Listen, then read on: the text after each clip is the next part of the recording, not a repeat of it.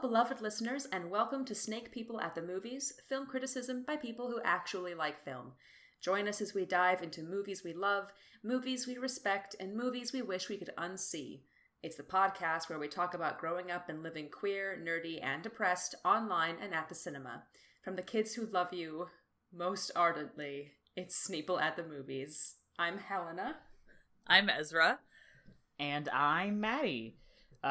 Welcome to November, but fully, because we're actually recording in November this time. Aw, shit, that's what I was gonna say. I mean, November, yeah. I fucking wrote coming to you directly from Super Mega Turbo Hell. Alright, well, we can get into it now, I guess. Happy birthday, Ezra! Yeah, happy late birthday to me. Other notable events. Yeah, they called 4 years of slightly less fascism on my birthday. Woo-hoo. And my mom sent me a very cute text that was from both my parents.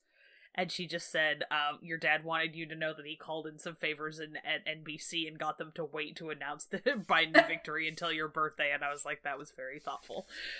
That's nice. Which was just like, I love it when my mom makes things that are like, sort of what would be traditionally a dad joke, because both my parents make those jokes. Mm-hmm. It's just good. Mm-hmm. Anyway. Very cute. Loving my parents podcast. Mm-hmm. Well, I'm glad that stress is over. That was a hell of a week. So many ways. A lot happened. So much in a lot of ways. As a... I mean, we'll get to it. Why don't we talk about what we escaped? Yeah, I was gonna say, as a media podcast, unfortunately, we're gonna have to talk about what happened on Thursday. Yeah, we're gonna have to talk about it. We're gonna have to talk about what happened on Thursday. So I'll go first. Just fair warning, I got drunk on Halloween and I watched, my roommate put on Over the Garden Wall while she did some like getting ready for Halloween stuff, and I just like left it on because, you know, what was I gonna do? Turn off Over the Garden Wall? No, I don't think so. Absolutely. So I watched that again, and then I watched 4 movies in a row. Damn. Nice. So I watched Cabin in the Woods, which I'd never seen before. Saw the original Fright Night. I rewatched The Lost Boys. I rewatched Priest at like 3 a.m. So that was an experience. I love that stupid movie. It was very fun. I'm really glad. I had a moment where I was like, I don't know, maybe I'll just go to bed. And then I was like, no, I'm watching Priest. And I did. I want to reclaim our fucked up college experience by being drunk at 3 a.m. watching Priest with you. Yeah. Well, I got halfway there, so next time you'll just have to be with me. Yeah, just text me. Wake me up in the middle of the night. I don't give a fuck. Sounds good. I watched Chef for the first time. I watched Jeepers Creepers. I watched cinematic classic Chill Factor. Mm-hmm. Okay, I gotta ask, is Chef like a horror movie? No. It is not. It is actually a movie about cooking. Oh, alright, cool. Yeah. The guy who does binging with Bat. In the middle of this, like, list where I was like, you know, there's horror movies about a lot of it. Like, there's a slasher movie about, like, absolutely every dumb thing somebody can think of to, like, have be, like, the reskin of whoever's holding the knife, so I had to ask. No, totally fair. Chill Factor is also not a horror movie. It's like Speed, but they have to keep a thing below a certain temperature for the whole movie. It's stupid as shit. It's so dumb, and I had a really good time. Okay, I have to ask, Jeepers Creepers, any relation to the original Scooby-Doo villain? No, I don't believe so. Aww. Yeah.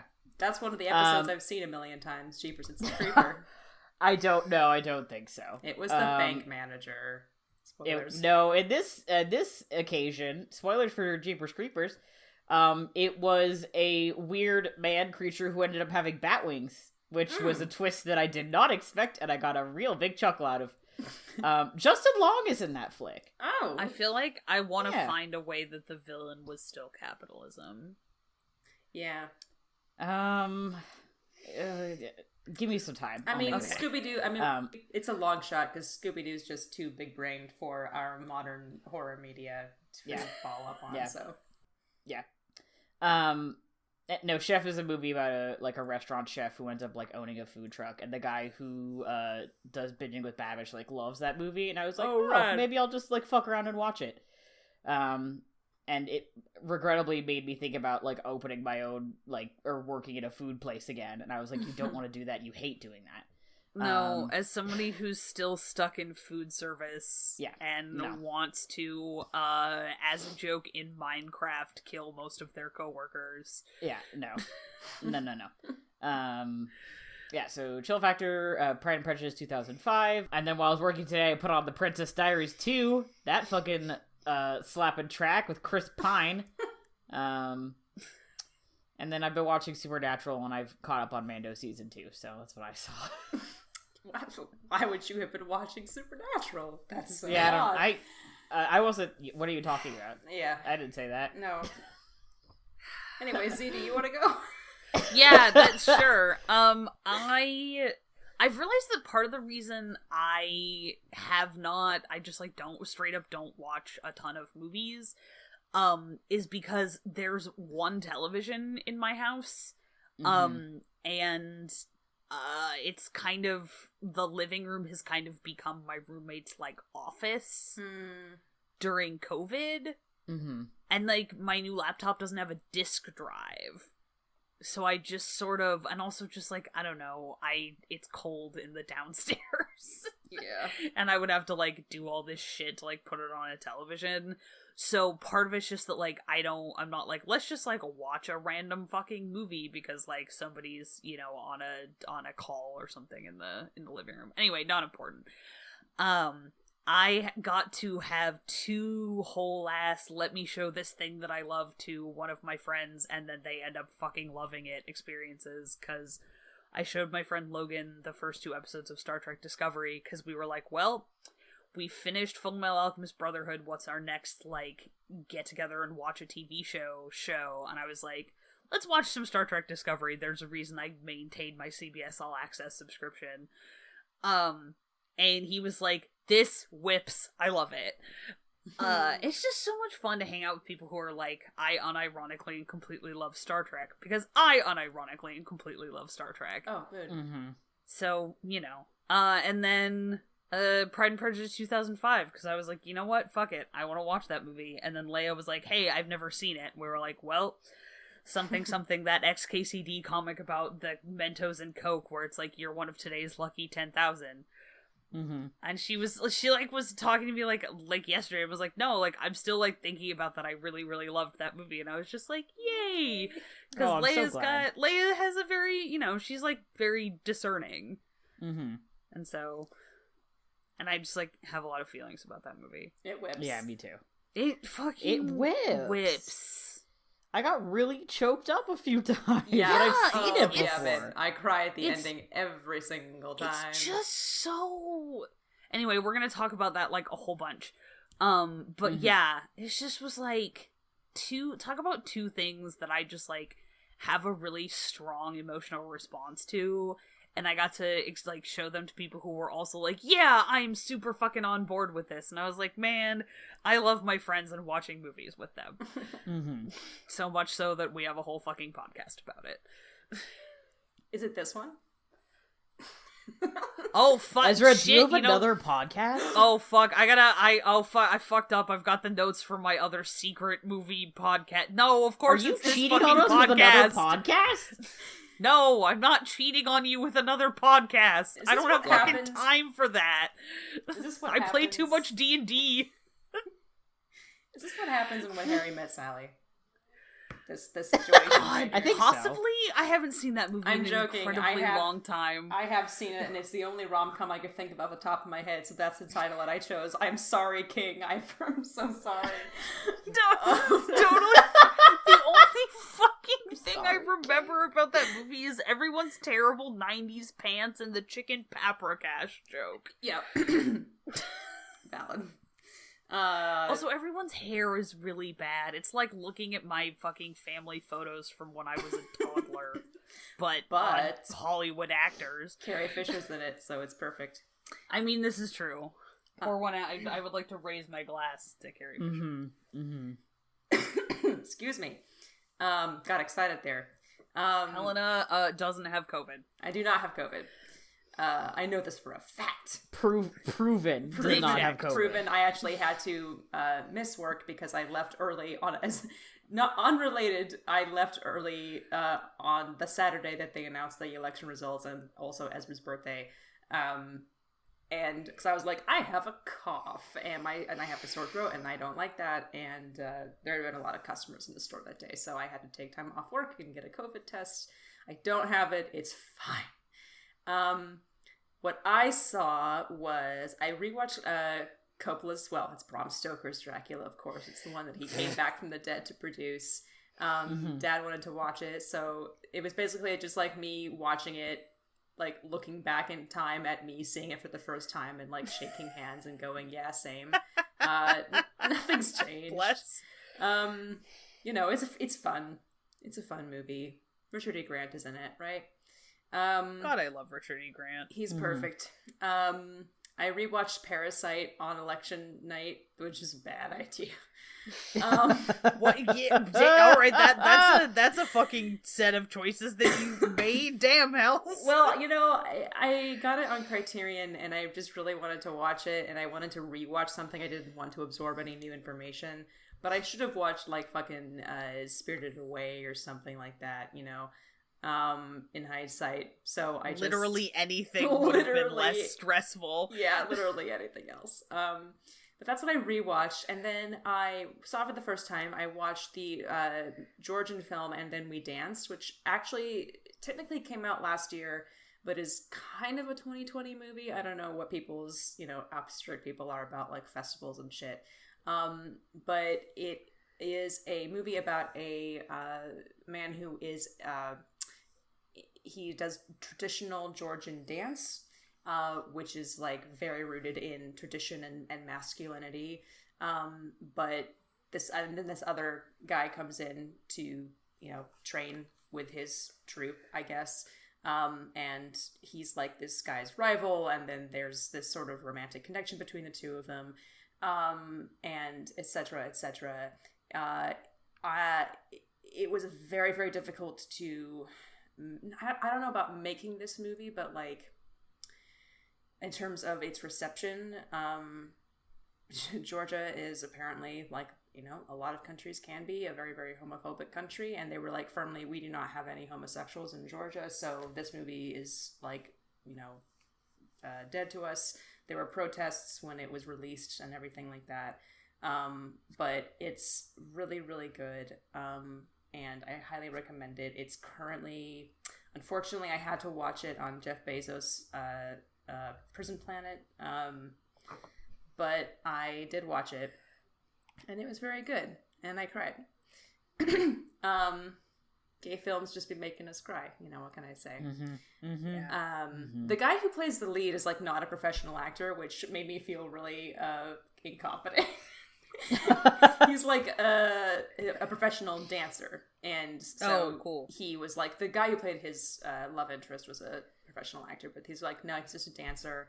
And it was just like, it's the tough thing about talking about these movies sort of like a couple weeks or a week after you've seen them is that you have all of these emotions and thoughts, and then you feel very coherent, and then now I'm just like, it was so beautiful, and that's all I have to say. but it was good. Yeah, it was real good.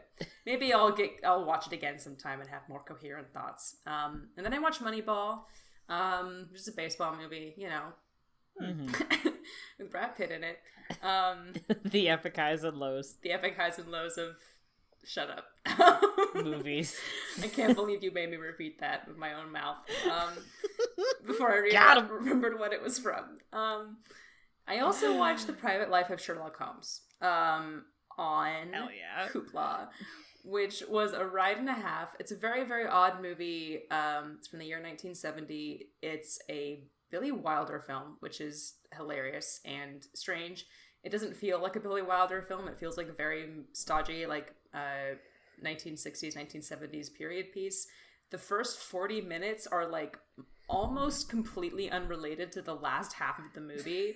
The first 40 minutes, which is I think the reason that the gays respect it mostly, is because it's about the story of this, like, Holmes and Watson go to they go to Swan Lake, and there's a Russian ballerina who, like, brings Sherlock Holmes backstage, and she's, like, it's a situation where she wants to retire and live in the country with her child, but she needs a child first, and so she needs a father first, because she's so beautiful, she wants someone who's intelligent, and she's like, I want you to impregnate me, Sherlock Holmes, and, be the father or whatever.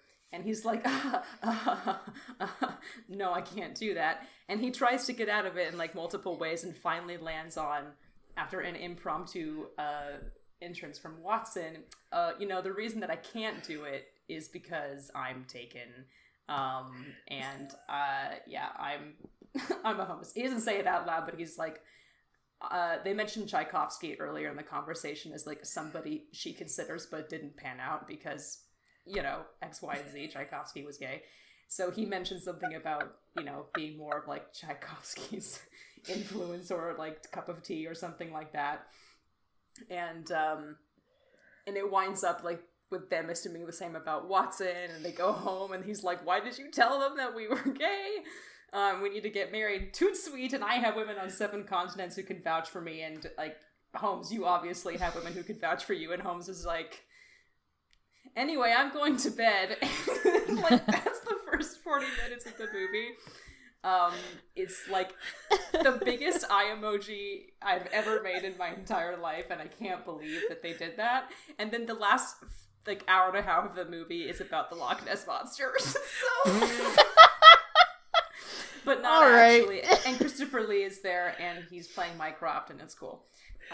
Cool. And then, like, halfway through, I lost my mind because I realized Robert Stevens, the actor playing Sherlock Holmes, is the father of Toby Stevens, and I didn't realize that. And I also didn't realize that he was also in Henry V, playing Pistol, and I was having revelations upon revelations. Anyway. And that, I wish, is all that I watched. I wish that was it. I wish that was it. But what happened on November 5th? Remember. All right. Christ. All right. For those of you who are not deeply online, Christ. Supernatural, the show that should have ended 10 years ago, it didn't. They decided to keep that one going. You don't say. One, apparently everyone's dead. I don't really know. I haven't kept up. Yeah. I thought the show ended in May. It didn't. Cass was, like, literally... Supernatural, I think, like, the show Supernatural is a lich. At this point, it has a life of its own. Souls? No, I don't know. It's dying. Yeah. It's dying. It's okay. It's Finally. dying. It's okay. It'll be dead soon. So apparently Cass was under some curse that if he felt happiness, he would go to Superhell. It's called the Empty, and apparently it's a place between heaven and hell, but it's not purgatory. No, this has been made clear to me. They've been to I don't purgatory. know what it is. Yeah, because Supernatural is, like, not Catholic cosmology. Dean and Cass have been to purgatory. Why do I keep opening my mouth? I don't watch this show. They've been to purgatory. It's not purgatory. It ain't no big thing. They've been there. It's fine. Empty, I think, is like a special hell for, like, special angels. But so it's like a fourth place that you could go. I don't know how this deal got made, but a deal was made. And Cass apparently just had to be like, also, I'm in big homo love with you. And Dean had this expression the whole time, like he was trying not to just fucking lose it. And then Cass went to super mega hell for it. So they both were like, by the way, this thing that people have been shipping for literally like 12 years is halfway canon. And also we put him in mega hell for it. Yeah. Immediately. The hilarious thing about it... we decided, a bunch of us, to watch Supernatural on Monday. Yeah, so we watched because of it. We watched it. So we watched some Supernatural. The hilarious thing about it is that this was happening on Thursday, right? So the election results hadn't been along announced with absolutely everything else. Along with a tabloid article that may or may not be true about Putin resigning because he thinks he's coming down with dementia, and then Putin was trending alongside Supernatural and Destiel, and I thought I was going to lose my entire fucking mind. And we still didn't have the Nevada results. I still don't think we have the Nevada results. Nah, man, nah. And then, as I was going to bed, fucking Georgia flipped. Yeah.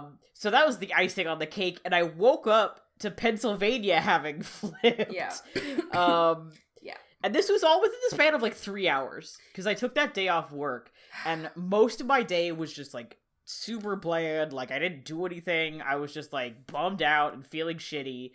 And then our game got canceled, so I was just, like, hanging out in my room. Mm-hmm. And then the last 3 hours, everything just fell apart.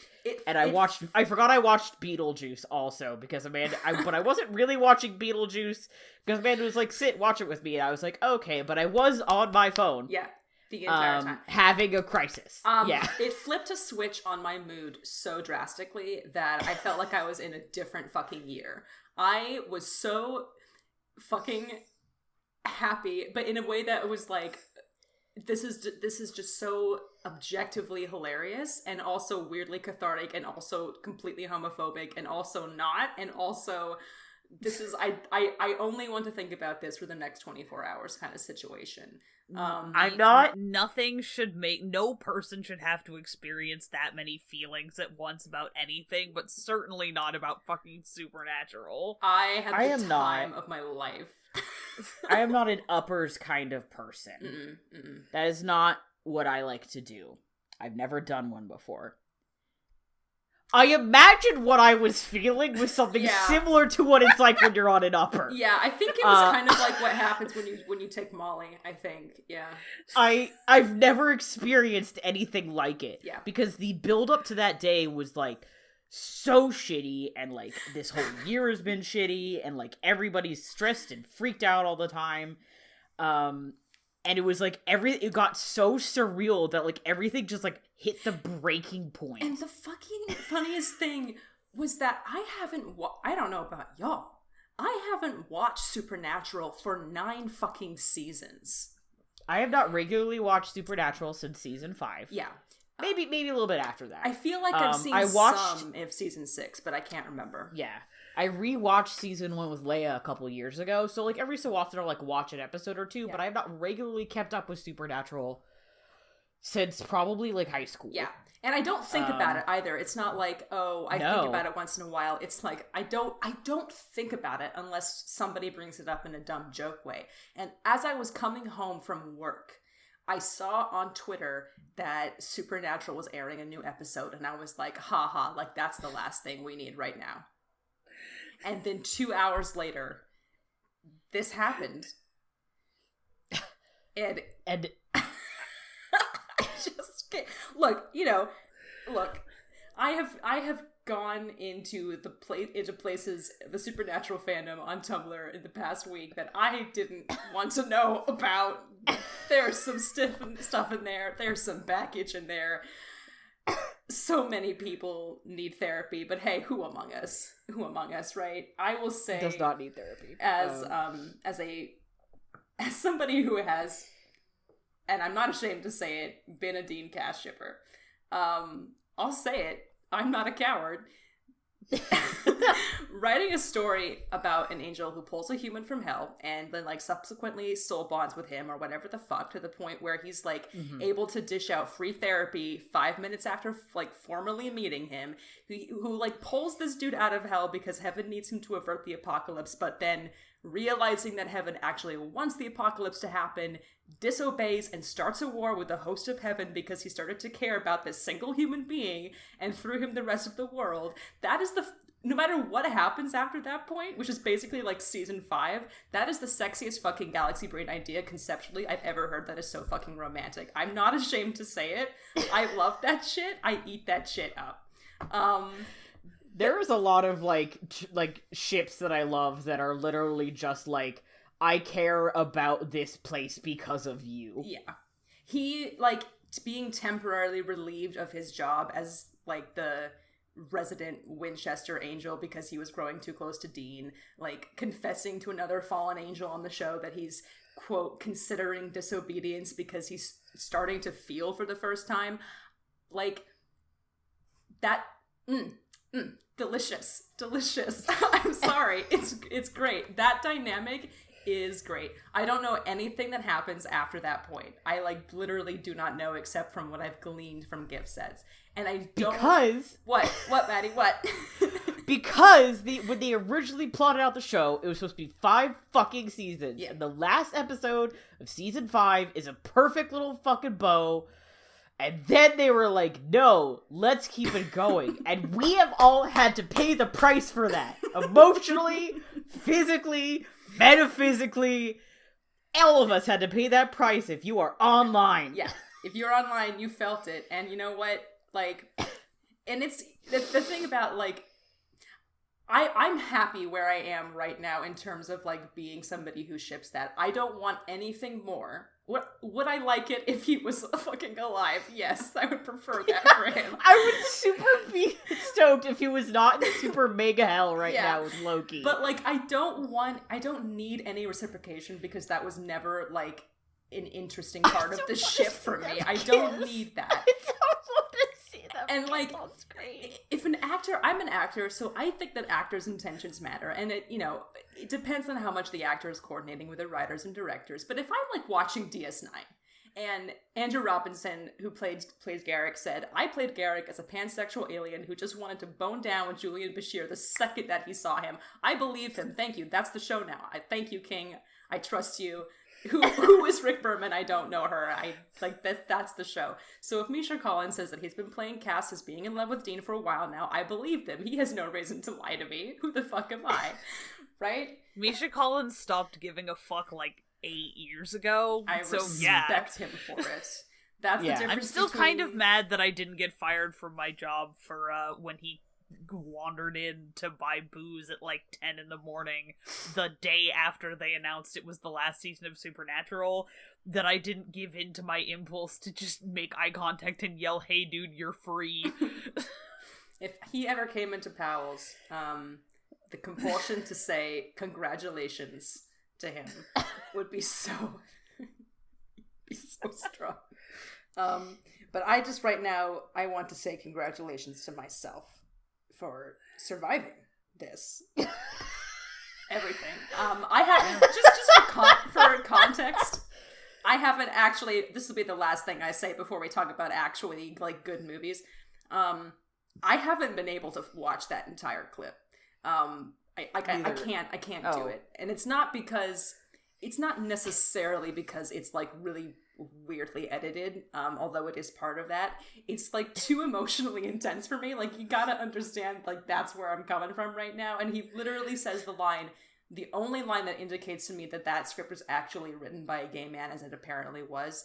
The one thing that I want is a thing I know I can't have. Like, excuse me? No, I can't watch past that point. That's it. That's all I need. Goodbye. That's, like, it's over. He's in hell now, and I'm also in hell. And we are all in hell. I think I'm on episode 10 of season 1. I've been watching it at work. Season 1 was really fun. Remember when Supernatural used to be a Monster of the Week show and it was fun? Yeah, it was good. Those were cool. That was cool times. I enjoyed that. Yeah, that was nice. I too enjoy rolling around in trash. And then sometimes you just want to have fun. Telling everybody else to stay back. It's trash. You don't want to roll around in this. And then proceeding you don't want to be here to roll around in it like Oscar sinking into my garbage can. And then I also caught up on Mando season 2, and I had this moment where I was like, oh my god, I forgot briefly what good television was like. I've been watching Supernatural, and I went and started watching Mando, and I was like, oh my god, this show is actually good and it's fun. You can't have both. Yeah. Oh my god. Yeah. I felt spoiled. It was a lot. It was a lot to handle. I feel we have to talk about something else, but I feel all right, we're like done. I just have to say, my last thought is I feel like I'm losing my mind. And And that's it. I think I pretty much communicated that pretty much straightforwardly for everybody in so many ways. But I just have to reiterate it in words. I feel like I'm going insane. Anyway. I'm so excited for the season premiere, or the season premiere. God, can you imagine? The series finale next week, which is gonna put us out of our misery. I think it's gonna be like money down. I think it's gonna be shit. I think it's gonna be a forced het ending. I think it's gonna be garbage. And like side fun bet, I think they're gonna give Sam a boyfriend, and nothing else is gonna come of whatever happened with. You Cass. said you were like, it's gonna be a forced het ending, and my first thought was, are there even any women alive on Supernatural? Oh my god, they'll make some up. They will make up some random women. Although you make a good point. One of the only things, seeing this as someone who has been, painfully online for 15-something years, but was like steadfastly never into Supernatural. I know some stuff about Supernatural, like by osmosis, because you can't not. Mm-hmm. But just watching like everyone I know get picked up and suplexed back to like 2011. Oh my god. Yeah. Has just been beyond fucking surreal. Yeah. It feels... I have seen the first 2.5 seasons of Supernatural, and that's it. It's because it feels like a fucking collective hallucination. That's kind of partly why. Like, people are like, oh yeah, all these things that have happened since on this show. I'm like, what you are talking about has absolutely no relationship to the, 2.5 seasons of television that I have seen. Yeah. What the fuck? I follow somebody on Tumblr who, is deep into, the conspiracy and, links and, here's what's gonna happen on the end. Oh my god, kind of yeah. Did we learn nothing from the fucking John Locke conspiracy or whatever? The answer apparently is no. Not. Of course apparently. Not. And reading it, trying to parse, who everybody is and what this is and everything, it's I feel... this is not a language that I recognize. It's not even a language that I can't read. It's a language that I don't recognize. I can't tell looking at it what this is. I don't know who these people are. I don't know. I think there needs to be a division, a verbal division in our language for fandom that, chills and gets into shit sometimes, gets deep into the weeds and the Dean Cash shit, like myself. But, is mostly relatively chill and can think about it every once in a while with a fond sigh and then not watch Supernatural for 9 seasons. And then the people who are fully on there, trading conspiracy theories about the shit that is going on and doing the John Locke Sherlock secret episode filming in Nevada right now. That's why it's taking them so long to count the votes. That was actually a joke that somebody posted. But shit like that, I feel like I need to be... It really used to bother me when I was actively watching Sherlock in college because I still thought it was good. To be grouped in with the Sherlock fandom, which even then I could recognize was as a collective was bad. There needs to be a lexical differentiation. Yeah, because they were Sherlock fandom. The difference is what is it? Sorry, no, go ahead. No, I think this was around the time of the Elementary debacle where they're Sherlock fandom thinks this, and I was the Sherlock fandom absolutely does not think the Borg. Thank you very much, but I will just dislodge myself from that. Thank you. Anyway. Mm-hmm. I am Hugh. Exactly. Okay, I just have a last 2 thoughts. Mm-hmm. One, I just remember the time that you and I went on the Supernatural wiki to be what happened on Supernatural since we stopped watching it? The answer was a lot. We didn't even finish reading the Wikipedia because we kept getting stopped on plot points being what the fuck? Yeah. What the fuck? Wait. Yeah, and this was even before season 15 happened. Yeah. And then also, I think that set, because I watched Sherlock by myself, but I watched it with my parents. Because it was a BBC show. It was a BBC murder mystery show, so of course I watched it with my parents. And I think that's the energy we need for fandoms. Is like chilling with your parents, watching a show and talking about the stuff you like about it and like your like fun theories. But like it's like you're hanging with your parents, or like if you wouldn't be doing that kind of thing with your parents, like I don't know, your like friends. a couple of friends, a couple of, like close friends, which is basically what we're doing for Supernatural. Our approach to Supernatural right now is galaxy brained. No one else. For sure. The only joke that an outsider in all of this, the one that made me like laugh like a fucking hyena, was just the here's how Merthyr can still win. Thank you. Yeah, somebody did that on Tumblr, and I made the same stupid fucking joke on Twitter. So I thought I was gonna lose followers for only tweeting about Supernatural for the past week. Turns out I've gained followers on Twitter for saying something as obvious as here's how Merlin and Arthur can still win. You also reblogged a post that was like, here's how House and Wilson can still win. Yeah. That was the funniest one to me, because that was such a reach, and I was like, that's good. That well, actually, years ago. They're all a reach, because guess what? One half of every single one of those pairings that we've just mentioned is dead. So it's wait, like... hold on! At the end of House! Wilson died. No shit, seriously? I never saw the last season of House. He doesn't, this is why I haven't watched the last season of House. Wilson has cancer. And House and Wilson had, spent the, last season together, taking care of them. And it's basically, this agreement that, House quits his job and we're going to go off into the sunset together and he's not going to, do this. So he doesn't die on the show, but, in the temporal sphere of the House universe, Wilson is dead now. He's died. Oh, okay, cool. Which I learned something new today. What the secret trick to this? If you never watch the last season of House, Wilson never dies. Oh, okay, yeah. It's Schrodinger's Wilson. Moulin Rouge at 20 minutes left before it ends. If you never watched the season finale to Merlin, Merlin never reveals his magic, which sucks, but also Art never dies. So if you never watched, my approach is if you never watched the last season of Merlin, you never have to watch the last season of Merlin. My approach is if you do just episode summaries of the last season of Merlin, you'll feel like you watched it, but you actually also don't remember anything about it. And you'll get a bunch of Tumblr followers. And you'll get literally 700,000 Tumblr followers. Okay. Yeah. Anyway. Okay. Jesus Christ. Okay. Enough of Supernatural for the rest of my natural life. Yeah, we've had we had enough of Supernatural double-digit number of years. Although it's not out of the realm of possibility that I will be talking about it the more I watch it. Continue.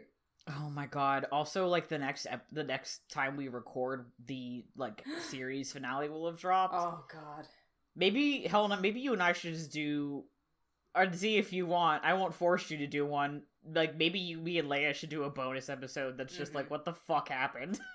Let's talk about it. I could always read a plot summary of this series finale of Supernatural. I'm not watching it. Just record me trying to figure out what the fuck is going on. Yeah, we'll do something. We won't take up half an episode talking about Supernatural. This is like when we did that one episode, we ended up spending half of the episode talking about cats. And none of us had seen Cats yet. Mm-hmm. We were just talking about it. Never forget. Anyway, we're talking about Pride and Prejudice this time.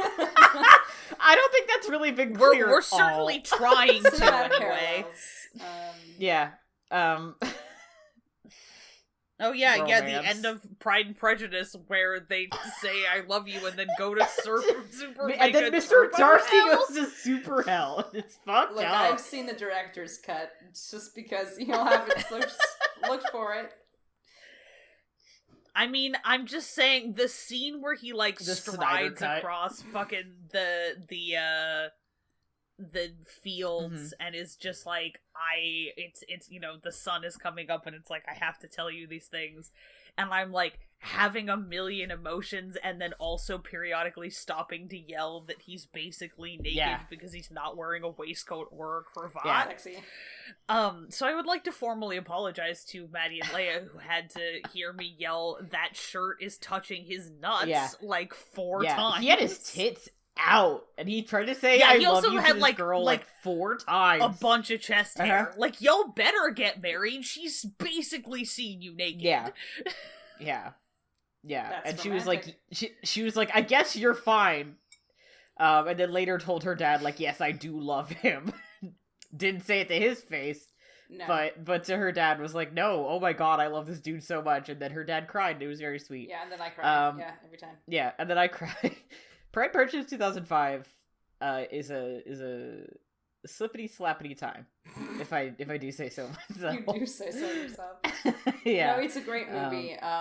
Yeah. I really love that. I don't know when I started falling in love with it, but I feel like it was on a channel a lot when we had cable, and I'm trying to think what possible channel that could have been. Some romantic channel that was made for like het women. Hallmark. Yeah, something like that. AMC. And I was like, this is good actually. And then I slowly came to respect it as a movie with each passing year, and now I own it on DVD. Mm-hmm. On DVD. Yeah, it is like, I think it is easy to, because it's like Pride and Prejudice, one of the like most well-known English language romance books. Mm-hmm. Like, I think for those who like are not super familiar with it, it is kind of easy to dismiss. Mm-hmm. I really enjoyed the book, actually. It looks great. I really like it too. It's been a long time since I've read it, but I sort of remember being like, oh, this is like surprisingly readable. Yes. Which is a weird thing to say, but you know, it's like you're bopping along, and once you kind of it's very accessible. Yeah.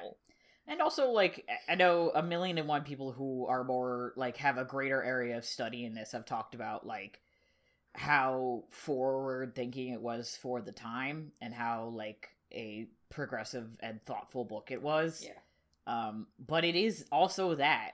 Yeah. It's also fucking funny.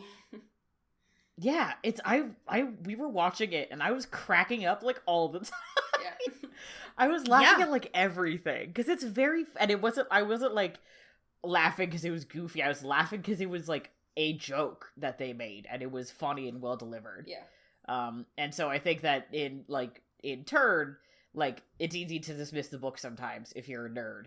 And I think because, like, people think, oh, this is a romance movie, it's easy to dismiss that, but it is, like, a well-made movie. Mm-hmm. It is very nice to look at, first of all. Not just because of the cinematography, but also because of the cast. I think everybody, I mean... Costuming. They don't, like, go out of their way to, like, make everybody look super beautiful. I mean, you know what I mean? Like, everybody kind of has period-style hair. Like, people make fun of Matthew McFadden and say that he's ugly in this, and I just have to disagree. I think he's cute. I think he's really super cute, and part of the reason is that he's playing Mr. Darcy in it, but also, like, I have a crush on Matthew McFadden because of Pride and Prejudice, so what the fuck do I know? Also, he's got those, like, sad boy eyes. Yeah. You know, he's got those, like, big, beautiful, like, sad eyes. Mm-hmm. I also think he's, like, interesting, compelling features. Yeah, I mean, he's an interesting... I'm sorry he doesn't fit into your standard of beauty for men, but, like, also grow up and get better taste. Also grow up. People complain about, like, casting quote-unquote ugly men in, like, Austen adaptations. I'm like, that's the only men that anybody should be casting in Austen adaptations. Yeah. I'm sorry. Because the only, like, canonically handsome men are the ones that, like, suck. except for Wentworth, who's, like, technically kind of handsome. But all of the men are described as kind of being, like, either, like, he's, like, alright looking, or, like, they're not, like how in Pride and Prejudice, Bingley is, like, way more handsome than Darcy is, or, like, Mr. Knightley is never described as being, like, particularly handsome. There's always somebody who's, like, way more handsome, and I think that casting, like, slightly, you know, character actor men is galaxy brained, actually. Yeah. Also, like, some people are like, oh, like, they look ugly. I'm like, no, they just want to bring back one of the greatest hits of Sneople at the movies. They just look like they don't know what an iPhone is. Yeah. I appreciate it. That is, I think, one of Keira Knightley's best features, besides her everything, is that she doesn't know what an iPhone is. Yeah.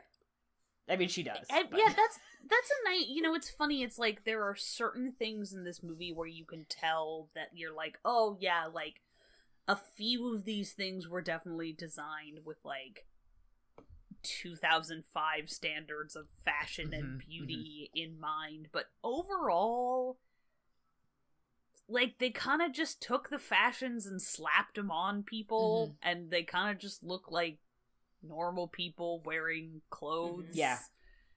There's not, nobody in this movie looks like they're like, well, it's a period piece, but we have to make sure this movie star looks, magazine ready, but then also nobody is like clearly like a hashtag modern feminist who rejects period underwear. Everybody's just kind of, they're all very pretty because they're all film actors. Rosamund Pike, but they also look like you think you're like, oh, okay, no, also most of these people look like, paintings from the period. Rosamund Pike as Jane is just like, angelic in that movie, and she makes me really emotional as well. Her reaction to the Bingley proposal scene just like fucking gets me, man. And I'm like, baby, like maybe heterosexual romance is good sometimes, but only in that situation. I'm kidding, obviously. My parents too, just in case they're still listening. Still listening podcast. Anyway, what was I saying? Rosamund Pike, she's beautiful. I respect her, and she's also a good actor. There's a lot of like really insanely like big names in this movie, and it never feels never feels out of place to me. It never feels like a vehicle for somebody's career. No. Yeah, that's a really good way to put it. That it does not feel like a star vehicle. Well, it probably was for Keira. Well, yeah, but it doesn't. It's Keira. Not like I don't know. There's so many ways in which that could have been much more overt.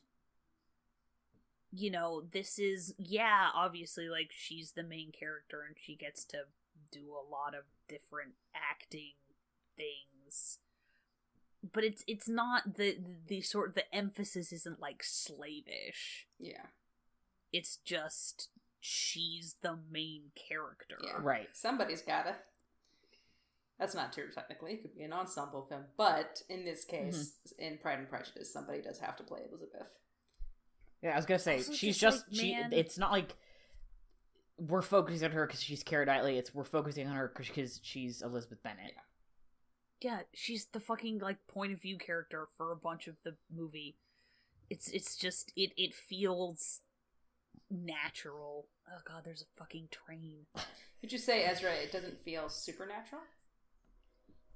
Helena, unfortunately, I think you have to leave the podcast.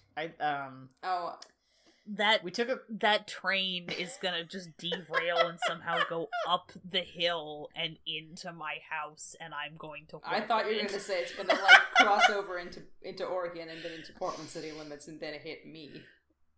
Yeah, and I'll be the only remaining Sneople. Arbiter of goose. Who are you gonna draft to replace us? Arwen and Raleigh. Oh, well, R.I.P. Ben, I guess. Well, I'm sorry. Have you seen them? Yes. They would be fantastic podcast hosts. I will have to say though, this is an audio only medium.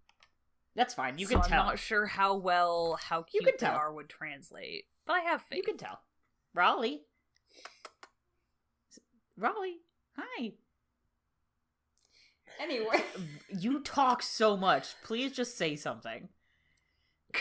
Raleigh, what do you think about the Pride and Prejudice? I can't work like this. Can't work under these conditions. Well, Maddie, you need to ask him a question. Otherwise, what is he supposed to respond to? Am I right? Raleigh, what do you think about Supernatural? Upon compulsion. I forgot that I watched that. I rewatched Henry IV at the Globe with Roger Allam and Jamie Parker. Oh, hell, always an excellent choice. I think so. That cured me of my insanity for a little bit. they're just so, like, man, everybody in that show, in that production, is, like, happy to be there. Yeah, it makes me want to be there in the, like, on stage. So bad. Yeah. I miss Life Eater. Man, everybody in this movie is, like, really, like, unself-conscious. Mm-hmm. It's like the whole Bennett family is just like a hot mess express. Mm-hmm. And they just go for it. It's so fun. Mm-hmm. Yeah, I think They're always just like, all the sisters are always kind of like falling over each other like puppies and just like, you know, being doofy. And it's just such a nice, like, the you can tell why everything about them offends Darcy's fucking calcified sensibilities, just without ever having to say anything, just because they're, like, so gloriously undignified. Mm-hmm. It's very cute. I think there's something about the movie that conveys this in a way that the book doesn't, I think, fully get across. Because you see the way they move, and you get to see their house in comparison to other people's houses. And you get to see the way people look at them when they are moving through rooms.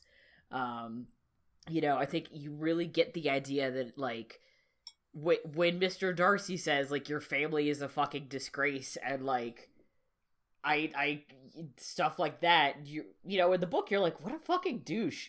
And, like, when you see it, like, oh, yeah, they, like, stay too long. There's, like, too many of them. They have 5 daughters who are all unmarried, and the oldest one is, like, 29 or something crazy. Like, or I don't think Jane's quite that old. But, like, she's, like, 22. In her mid to late 20s. She's 22, I think. 22 or 23. Why do they have that friend who's 27? I thought they were, like, maid. Around her age. Yeah. I thought, okay. She's an old maid who's my age, yeah. Yeah, I thought that I was gonna say, I watched this, like, 2 days after turning 29. Yeah, I know, and she was like, I'm 27, like, I'm dying. And God, I was like, love being a spinster. Yeah, I thought that one of them was around her age, so that is my mistake. But still, like, they have 5 daughters. The oldest one is, like, in her 20s. Mm-hmm. You know, like, I think that's something the movie conveys very well. Is this idea of, like, yeah, they have this, like, big house, but also there's chickens everywhere and, like, pigs coming and going. Yeah. Their sense of wealth, like, they're the wealthiest family in that area, but compared to the Darcys and even compared to the Bingleys, which are very specifically, like, emphasized in the novel as being, you know, new money and therefore not really as dignified as they pretend to be, even compared to them, like, they're not hot shit. Yeah, but even though like some of the stuff, like, I not to be like a Darcy apologist, which is terrible. No, we love Darcy on this show. It's okay. I love him very much, but also, like, and I don't know if I think the movie does a good job of conveying this too, but the miniseries just really fucking goes all in. Also, sometimes, and I think I saw a post, a tweet actually, that made me kind of think about this, which kind of annoyed me about, like hot take, Elizabeth is, like, really annoying actually, and, like, saying that about, you know, her sisters and her mom, and it's actually okay to behave that way. And it's like, well, yes and no. Like, it's not, some of it is about being dignified and, like, you know, class distinction, and that stuff is all bullshit. Obviously, we can look at that, and it's very funny because that was Jane Austen's intention, was to kind of skewer these ideas. But she also, like, the mom is just terrible sometimes, in the way that she talks about other people, the way that she treats the Lucases, who are, that's their friend Charlotte's family, and treats everybody with paranoia and suspicion, and doesn't care about, like, what anybody else wants. She's a very, like, selfish human being.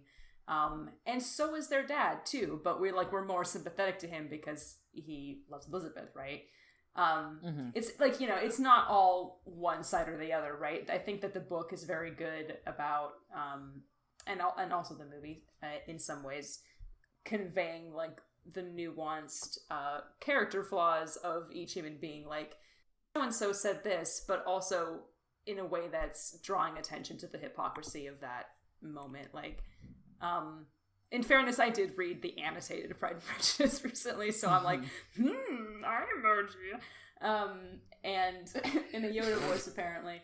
And there's just some moments where the annotator is like, so right here, Elizabeth's saying this, but she forgave Wickham about this and instinctively believed him about this. And this is all because she has like this prejudice against Mr. Darcy for being mean to her the first time that they met, and Wickham wasn't. So now it's like everything that Wickham does, she's like able to excuse that, and everything that Mr. Darcy does, she is instantly able to find the bad in it, and she's almost always wrong about him.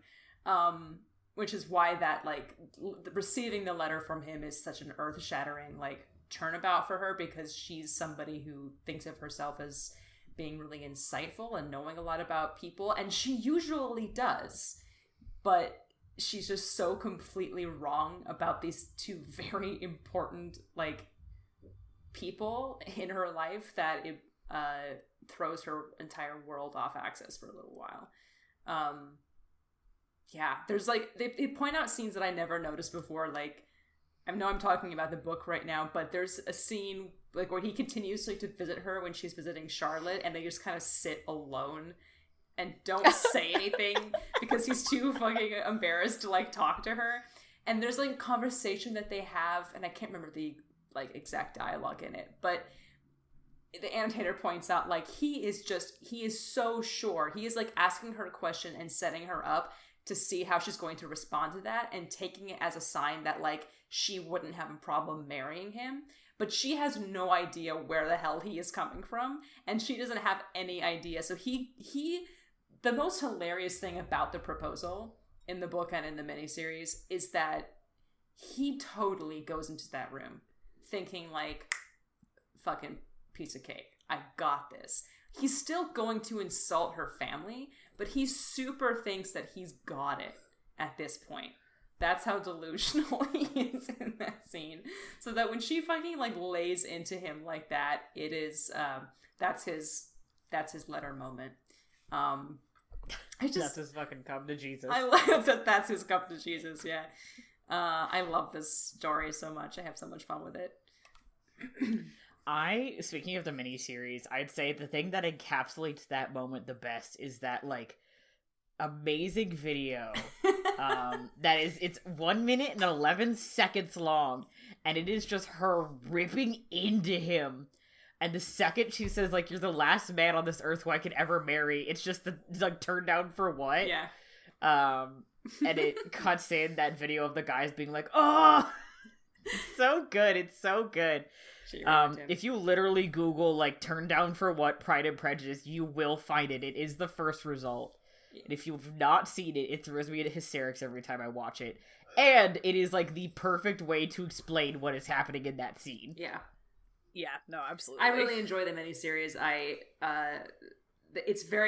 They're two very different entities, I feel like, and the movie is very sweeping and romantic. You know, the book is, because the book is more of a comedy than a romance, like, that's what the miniseries is first, too. So, like, the tone is very much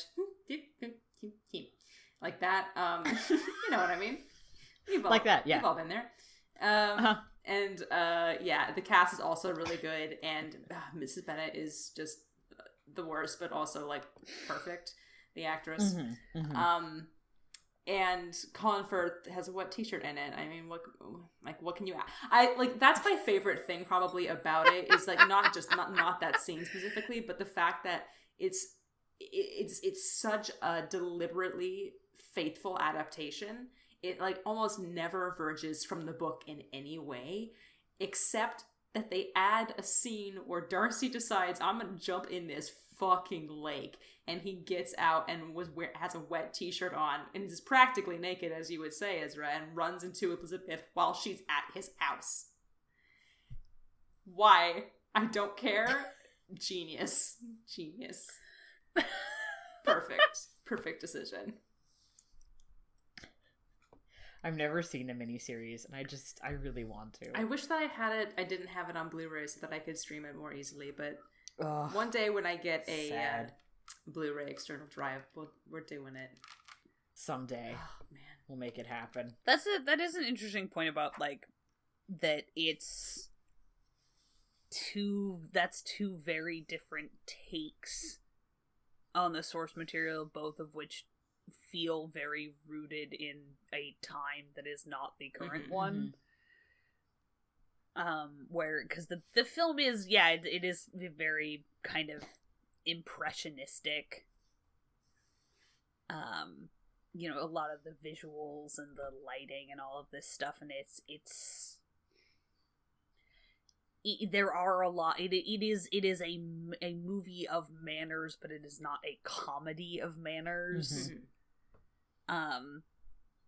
People are everybody's lives are so like ruled and circumscribed by these things about manners, and like they're a fact of life, but they're more a source of angst than of. I mean, they're a source of both angst and comedy, as opposed to being mostly a source of comedy.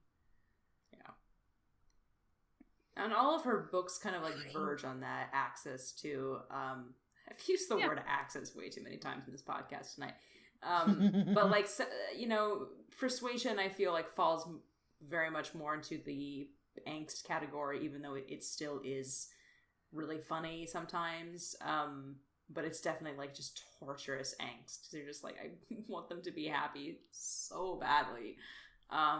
Sense and Sensibility is like somewhere in the middle, I feel like, where there's so much misery and unrequited emotion that happens in it, but it's still kind of funny and there's a happy ending, Emma is just pure, beautiful romantic comedy, I feel like. Or comedy of manners and romantic comedy, and same with Pride and Prejudice. Shout out to all Jane Austen novels for having really insightful shit to say about money. It's just cool. That's sort of one of the things that people are like, oh, they're about romance and kissing and feelings and shit. I'm like, these movies are like, also, these stories are like extremely about money. And like also gender politics. Yeah. I was thinking. Oh, no, please. I was thinking about, and I said this when we were watching the movie, that like we like Mr. Darcy, or not. I mean, we do like Mr. Darcy. We do. But like Mr. Bennet seems a more sympathetic character than Mrs. Bennet, and I think it's because Mr. Bennet cares about like his daughter's happiness, quote unquote, but Mrs. Bennet cares about their safety. And it's because for her, she understands exactly what will happen if all her daughters do not get married. Yeah. I think it makes her more sympathetic if you understand that, like, she is trying to secure a life for them that will not be just, like, fucking miserable and awful. Yeah. Well, and because they'll literally, like, with the situation that the whole complicated process of like, Regency England with the entailing the estate and everything that Mr. Bennet didn't do. Male primogeniture sucks. And fuck you, England. It's like they have different their flaws are different. Like he never had any sons, and they're just like, well, eventually we'll have sons, and then they never did. So he never entailed the estate. And so now it's like that's the whole Mr. Collins thing is right. It's like this guy's going to come in and the estate is going to go to him. So Mr. Bennet fucking dies and none of you are married. You're going to be dependent on the charity of your family to survive because you're not getting diddly squat shit. And that's like a very, absolutely. It's like a very real concern, and it manifests in multiple ways for Mrs. Bennet.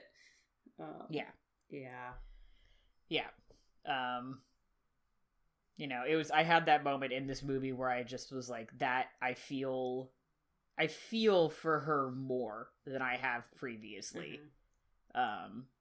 Just because, like, the fear of what is gonna, like, he cares about his daughters, but also he can't ever fully understand what could happen to them. Yeah. Especially because that would happen after he died. So, She's much more, I would say, sympathetic in that movie than she is in the miniseries or the book.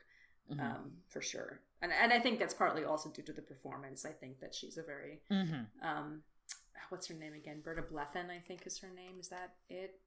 That sounds right, but I'm not entirely sure. Yeah, no, it's a very layered Brenda performance in the movie. The film just, gives her space to give a really layered performance, which is very cool. She's not just Juliet's nurse, which is always the fucking comparison. My high school almost did Pride and Prejudice, like the play version, my senior year, and me and a couple of other people managed to like sabotage that choice. Because one, we didn't want to have to like fucking straight up murder half our drama class for being completely unable to do English accents.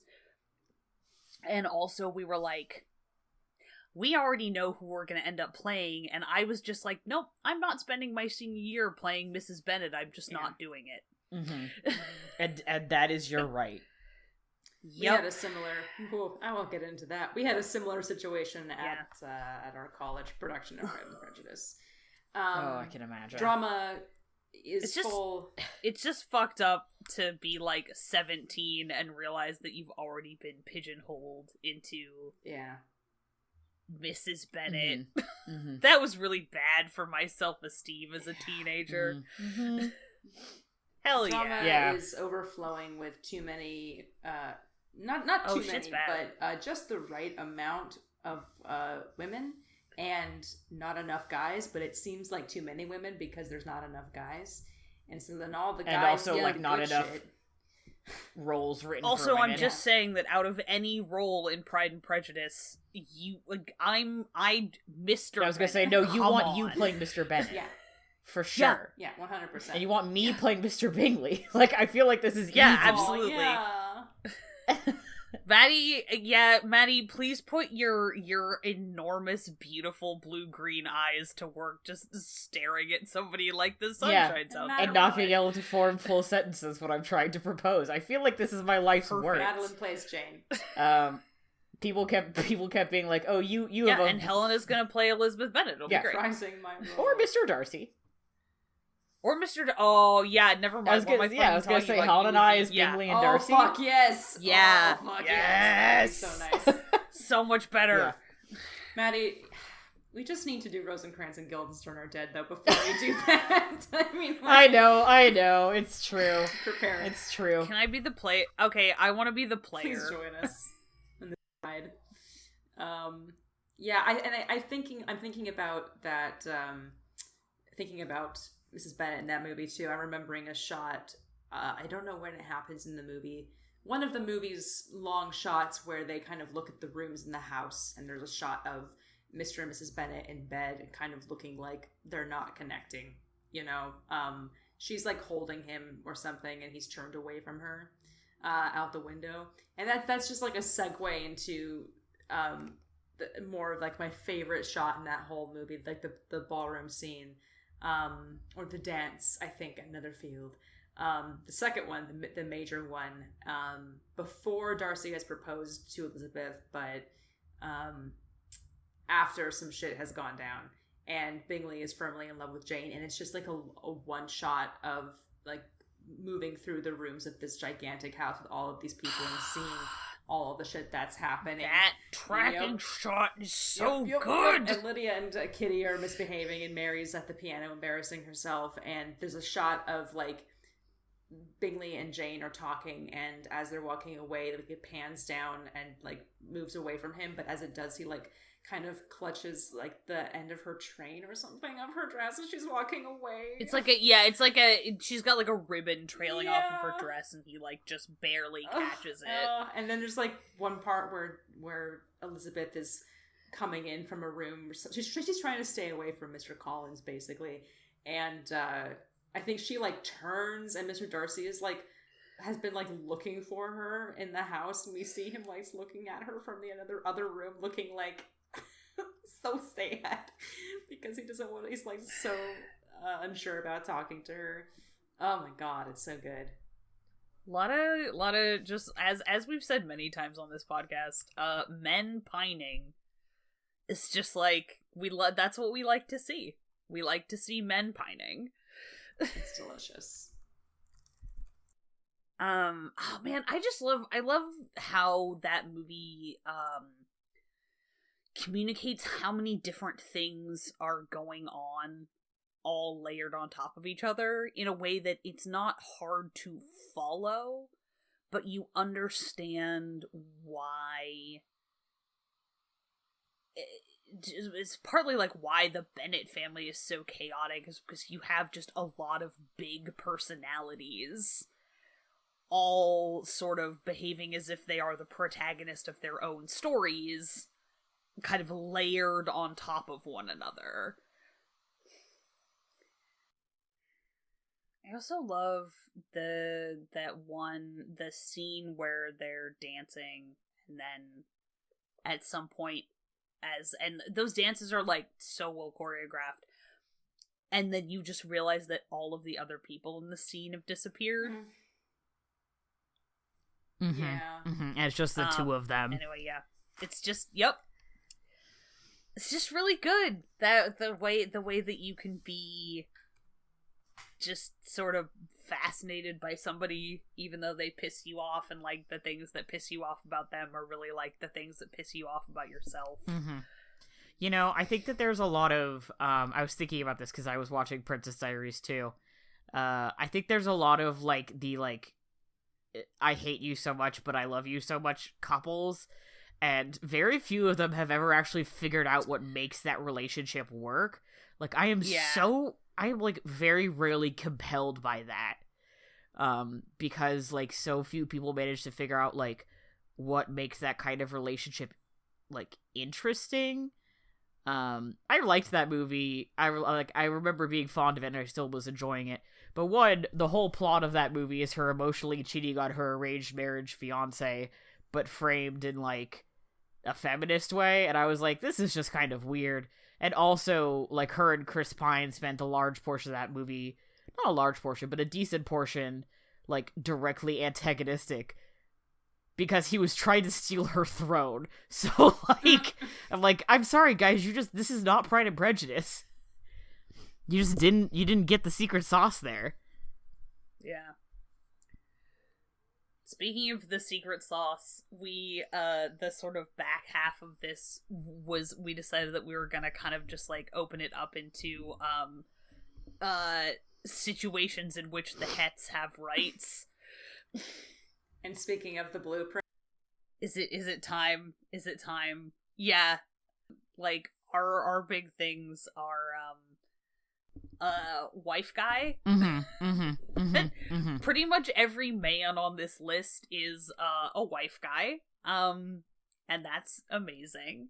And it's also just, man, you can do MF couples where you have two people who feel like real people and respect each other as real people. But apparently that's, like, really goddamn hard. Mostly because it requires you to treat women like people. Yeah. And, I don't know. We just have this hilarious list. Mm-hmm. The categories are more Austen, Shakespeare, and then not Austen. And you can guess which is the longest list. Well, yeah, Emma and Persuasion are my two other favorite Austen ones, so that's why they're on here. Persuasion fucks. Persuasion with like 15 ends, so just to really get the point across. Someday, it does fuck. You're completely right. Watch the remake with Rupert Henry Jones and Sally Hawkins, just because I love let's that live version. A little. It's just she's just Sally Hawkins. Just is like this huge, enormous, luminous soul in this little tiny package that looks like she's made out of spun glass, and I'm obsessed with it. She's beautiful. Yeah, that entire thing is beautiful. I still want to see the original with Kieran Hines as Wentworth, because people tell me that whips. I do love Kieran Hines. Man. He's fucking Somebody great. referred to him as Kieran Hines of Game of Thrones fame recently, and I wanted to die. He was on Game of Thrones? Exactly. Wait, who? That's not important. I'll look it up later. Know. Anyway, it's not important. Not like of the Terror? Not at HBO's that's Rome, more where current. he played Julius Caesar for a solid season. None of that. Anyway. Anyway. Another if you like Pride and Prejudice, go watch North and South. It has a similar vibe, but with more trade union stuff. I think that for the kind of looking down at Han and Leia here and looking back up at Elizabeth and Darcy, I really feel like Beatrice and Benedict are the blueprint here. Yeah, they really are. All three of those couples have like what I refer to as the secret sauce, which I don't like that's what I've been referring to it as. But like they got whatever that like nugget that makes it work. They got it. Yeah. But you're right. Specifically, Benedict and Beatrice, like the beginning and the end. They were the original. They the original influencers. It's like yeah. It's like you've got like the two. There's the like the uncomplicated relationship or the complicated relationship, both excellent. But like I don't know what the other archetype is, but like either you're Benedict and Beatrice or you're some other archetype that my brain has just dribbled out of my ears and I can't come up with right now. It's the two people who are at odds but they actually secretly understand each other better than anybody else can, and that's extremely sexy. And you can contrast that a little bit with Pride and Prejudice in terms of like an A couple and a B couple. It's wacky how technically the Beatrice and Benedict plot is the B plot of Much Ado About Nothing. I refuse to believe it. It's true scholarship wise, but in my heart it's not true. But that's not true. That's a lie, actually. I mean, it doesn't mean that it's less important. It's just the secondary just because part of the plot, technically the other couple drives the plot forward or whatever. Yes, that's the reason. Blah blah blah. But you can argue that Jane and Bingley are nowhere near as like they're actually pretty sweet. They're not as bad as Claudio and Hero, but like having that couple who knows each other, and that like you get to the end of the play and you're pretty confident that Benedict and Beatrice are going to be fine. But Claudio and Hero, you're just like, nah, man. Even if you stay together, I'm worried about you. I'm worried about her specifically, and I really want her to get out of this situation. Like, I don't feel that way about Jane. Like, I genuinely think that Jane and Bingley would be happy. But, like, Claudio and Hero... Well, to be fair, their situation is Darcy was like, don't marry this girl. She doesn't love you, and her family's nuts. Yeah. And then he's like, JK, I was lying. Also, I'm going to try and marry one of the other sisters. Whereas... The other situation, I would say, is the difference is a little more dramatic. The difference is that Bingley actually loves Jane, is completely faithful to her, is never jealous of her or mean to her, and actually just like is not a dick. Yeah. The worst is he just gets like sad because he thinks this girl doesn't love him. He's the one similarity between him and Claudio. And then I must stop with this comparison. They're both very easily manipulated. Like that's the whole like flaw of his character that like Elizabeth actually does pinpoint. Like he is way too easily influenced by people who he thinks like knows better than he is.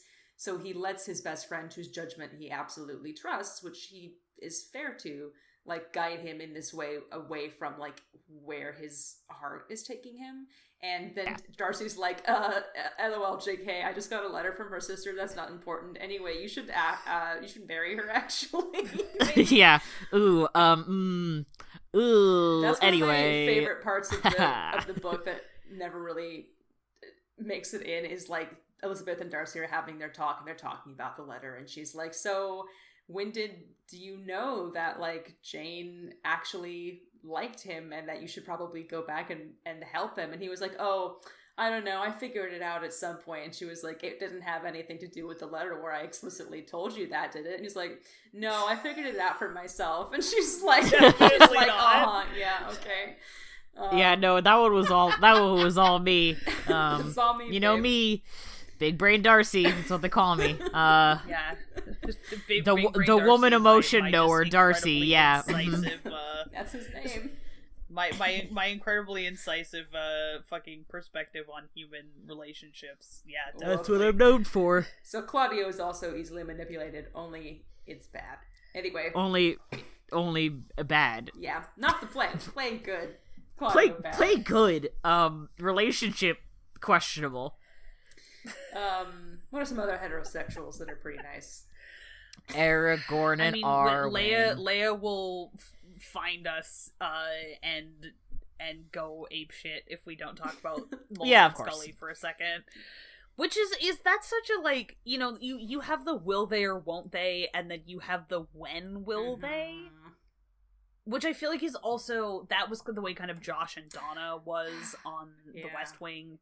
They were endgame from minute one. Yeah, they make a very good point on the West Wing Weekly that, like, I am trying to be respectful of, where their relationship is super inappropriate and, like, totally not okay. Oh, wildly. Like, his fucking absolutely intern. wildly and if inappropriate. I didn't ship it so badly and didn't love their relationship so much, then I would be like, this is problematic. But I call out for the West Wing. I mean, there's so many things about the West. Like, if I didn't have an emotional attachment to literally every aspect of it, I would be like, oh, this is problematic. But unfortunately, I started watching it when I was 10, so...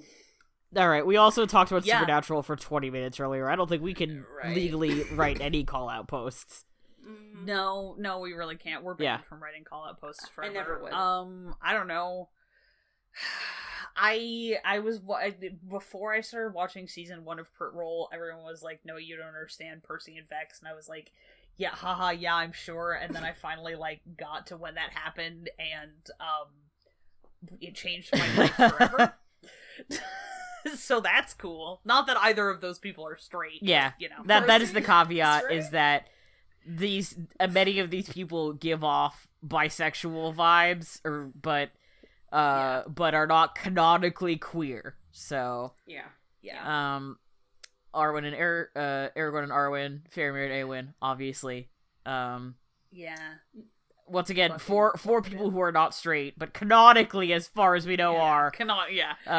Just like my Deep Space Nine, the only Star Trek I've mentioned here, because no one on Star Trek is canonically straight.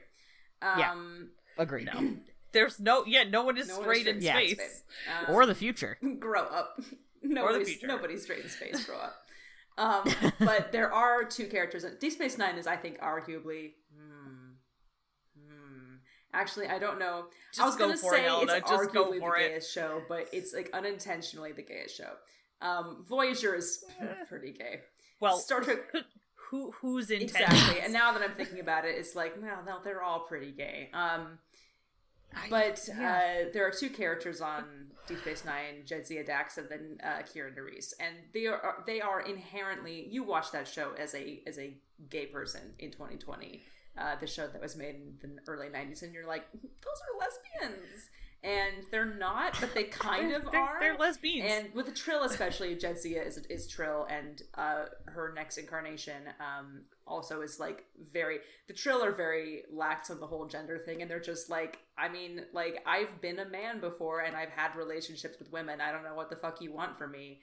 And so it's like their relationship to that is like played very loosely, so Jadzia especially has that vibe going on. But also Kira flirts with her. Kira's mirror universe self flirts with her, like, prime universe self, so I don't know what to tell you. But they... God, hey, remember when they did that on Buffy the Vampire Slayer? Rights. Look, Buffy has extremely limited rights, but fucking fucked up alternate universe vampire Willow flirting with canon Willow was like... I was like 16 and that messed me up in a good way. Kira ends up in a relationship with Odo, who is a shapeshifter, and he turns into goo. I love him. He's the sheriff. He's played by Rene Auberjonois. He's beautiful. Yeah. He's my boyfriend. I love him. What a good face. Kira ends up with Odo. They have like this long, like, like pass together, and he's like in love with her, and they're best friends. It's cute.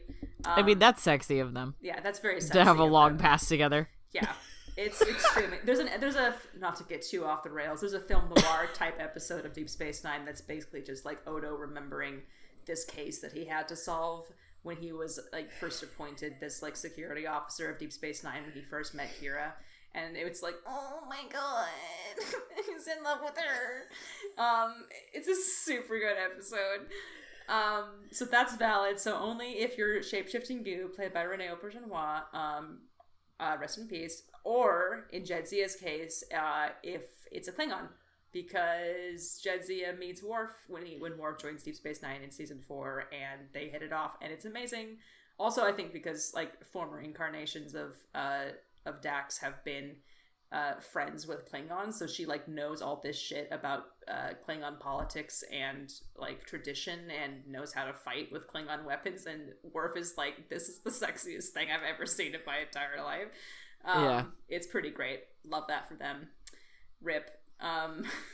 So it's valid if they're inherently lesbian characters. It's valid if they're goo or if they're Klingons. I guess that's what I'm trying to say. Specifically Worf, because love Worf. Yeah, I still think all the time about how they were like, you know what Deep Space Nine needs Worf, and they were so fucking right. They were so right. They were so right. They were the rightest they'd ever been. The rightest they ever got. Andrew Robinson was frequently right on Deep Space Nine, but him and only him. This is getting away from me. Who are some other heterosexuals with rights? Jack Robinson and Franny Fisher. Mm-hmm. Yeah. They're the peak. Yeah. They really That's are. the peak. Yeah. Man, two people who are just like fully realized adults with their own lives, who are like sure of themselves and shit, and are like navigating. You just, you know, like two people who just like don't expect the other one to change to fit them. Mm-hmm. Because that's another, like, you can have relationships like that where it's like, if we can work it out while staying who we have worked really hard to become, then that's great, and if we can, it's not going to work. And then you have relationships where, like, we both have to work on becoming better people so that we're a better fit for each other. Yeah. Both in the good. case of... Yeah, sorry, go ahead, Maddie. Go ahead. No, I was going to change subjects. Please do. I didn't put this on the list because I just thought of it, but Alan and Ellie from Jurassic Park have rights to the point where in Jurassic Park 3 they have canonically broken up. I'm like, that didn't happen. I refuse to believe that happened because like I love the two of them, and like their relationship is not the focus of that movie at all. But like the kind of background vibe of like these are two people who have like been in a relationship for a very long time and just like know each other very well and have the same interests and are like also partners at their job that they are very good at is like chef's kiss. So good. Fuck Jurassic Park 3. I love relationships where it's like it's you know, it's you, me, and our job, which is the third partner in our relationship, and their which fourth is definitely partner, like, Jeff Goldblum. Yeah, exactly. Which is like Scully and Mulder, like that. And then I keep talking about The Hour on this show, and I can never remember if you guys have watched it or not. Much chagrin. Oh, okay. Can we like retroactively do that for my birthday? There's really not even that much of it. Sure, and it's really important. But like the two main characters on The Hour, who are sort of have this beautiful like low level in love with each other thing, and they've sort of decided not to do anything about it in favor of doing good journalism. Oh, that's pretty sexy. It's so much, and it's Romola Garai and Ben Whishaw. Oh, And they're that is my, like, one, if I could have one TV show that got another season, it would be The Hour out of anything else. Don't Peter Capaldi and Anna Chancellor's characters also have this thing going on? Yeah, they fucking do. Yeah, they're in the background, which is, like, fucking amazing. And then, Dominic... Am I gonna fuck this up again? My brain likes to confuse... likes to tell me that his last name is something that it's not. Anyway, his name's Dominic. And Una Chaplin. Yeah. There's just, like, so many good relationships. Dominic West and Una Chaplin. Anyway, that show's amazing, and we should watch it and do an episode on it, because everybody should watch it. It's amazing. I really want to see it. That's it. That's the post. From what I can tell, Ben Whishaw and Romola Garai's character are just the journalist version of Franny Fisher and Jack Robinson.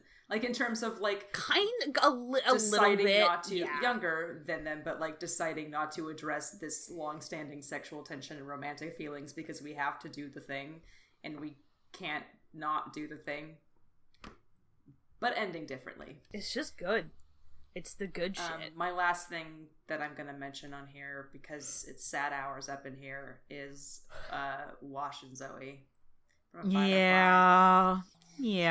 Look, I'm going to fucking fight Joss Whedon in the pit and sell for tickets many on reasons. YouTube. I'm kind of for like a bazillion that reasons. He made, like, arguably his most likable male character ever. And then was like, JK, what if he just, like, fucking died? Hey, what if he just fucking died in the movie? What if he died? Got extremely impaled. Yeah, and abruptly, too. Yeah. Would that be fun? Anyway, it makes me want to die.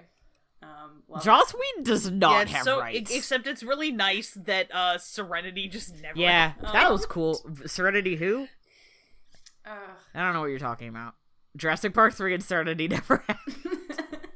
Alternate universe where Supernatural ended after season 5 and Serenity never got made, and neither did Jurassic Park 3. Some parts of Jurassic Park 3 can stay. Well, you'll have to be very specific with me about that when I create this parallel universe. Alright, yeah, I'll make a list. Fair. Exhaustive. An exhaustive list. Minute by minute. What can be cut, what can be kept. Yeah. Don't worry about it. Yeah. We'll think of new things as we go. We'll start a new channel in Discord that's just things that Maddie wants to keep, things that Maddie would prefer to be gone. Yeah. And when I get my god powers, after finally getting to season 4 of Supernatural on my rewatch, I will then make that happen for you. So you have a little bit of time. Okay. Before that happens. Maddie, you somehow gave me the yawn, even though we're not on video. I think it's an audio thing. Generally, I think if you hear a yawn, you just know. I'm yawning. My apologies. They're just passing around. Sorry. Oh my god, it's contagious. It's contagious. I think that's a sign. Anybody have any last thoughts about heterosexuals or Jane Austen? The main couple from Jaws is cute. They're cute. George and Mary from It's a Wonderful Life are cute. I didn't put them on here, but they're cute. I think sometimes George is not the best to her. No, he is not. But the ending of It's a Wonderful Life. But you know what? Those two crazy kids figure it out. Thanks for hanging out with us here on Sneople at the Movies from the Infinity Break Network. Check out infinitybreak.net for more awesome content, and come hit us up on Twitter at people_snake, or shoot us an email at sneopleatthemovies@gmail.com. Our amazing music was done by Johnny Ronaldo, who you can find at Johnny Ronaldo on Twitter. Our super snazzy logo was designed by Bethany Luthold. You can find her at bethanyluthold.wixsite.com. If you got a subject you want to hear us talk about, a movie you absolutely think we need to see, or your favorite heterosexual couple who has rights, come say hello. Also, if you can, please leave a review on iTunes or share the show with any friends who think would enjoy it. Any way you can help spread the news helps us so much, and as always, we very much appreciate it. Thanks for listening, and we'll see you at the movies.